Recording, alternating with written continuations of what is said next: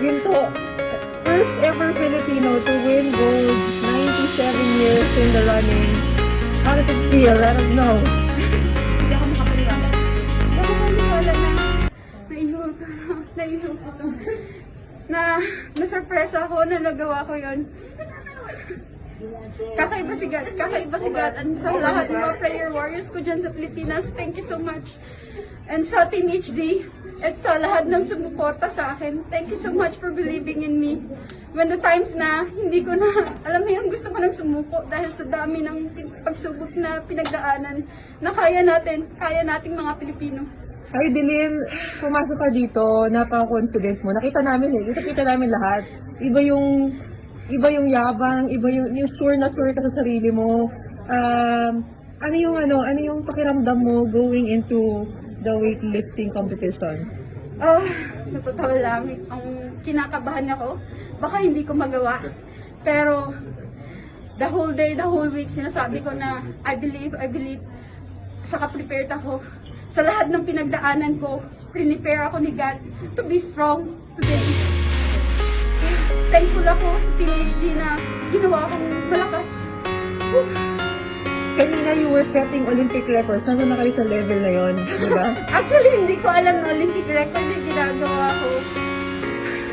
Hindi din ako makapaniwala. Nandun yung pangalan ko sa Olympic record. So, I'm really thankful. Grabe si God. Ano yung pinagdaanan mo to get to this journey? Lahat, ngayon na nabawi na yon, meron ka ng gold medal. Sa totoo lang, ang dami ko pinagdaanan. After winning Olympics, syempre ang hirap mag-sustain. Naging 9/9 ako. Tapos, nagkaroon ng matrix, di ba? Parang, tapos, nakapag-training ako sa BMT. Sobrang gulo ng buhay ko. Yung time na yun, then, we decided I have to stop in school para magkapag-training. I sacrifice a lot. Hindi ko nakasama yung nanay tatay ko for how many months and years na. Then sa training, siyempre masakit. Lahat may sakit sa training. Pero, may plano si God. Tapos yun, pandemic tayo. Tapos na-stuck kami sa Malaysia. Malaking bagay na binagay ako ni God. Tapos nun, nasa Malaysia kami. Pinadala niya yung mga tao na makakatulong sa amin para ma-survive namin sa pandemic. So, sobrang thankful ako. Alam mo yun, nagsa-training kami sa condominium. Nagsa-training kami sa talagang mahirap yung buhay that time. Pero nakaya namin together with the team. Thankful ako.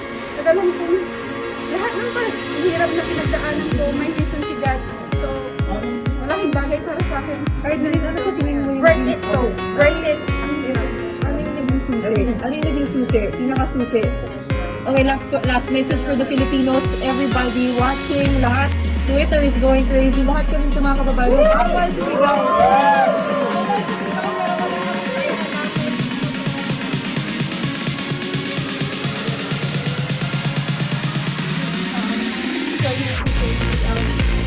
Mag-expand sa sports, na kaya natin mga Pilipinas. First time natin ito.